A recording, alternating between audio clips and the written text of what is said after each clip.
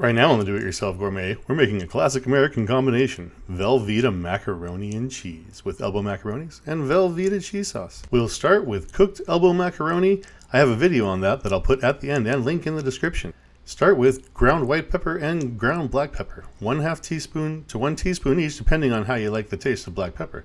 After that, we'll do 1.5 cups of your favorite milk. It can be oat milk if you like, cow milk if you prefer.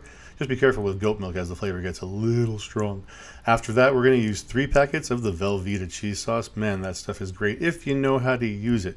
One of the tricks is to make sure you reconstitute it properly, especially in mac and cheese, because in mac and cheese, if you put the butter in before you put the cheese in, it's not going to absorb into the noodles quite the same way as it does if you put the butter or the oil in afterwards. Now, it may sound like a small detail, but it makes a big difference in how the macaroni and cheese soaks in and absorbs the flavor.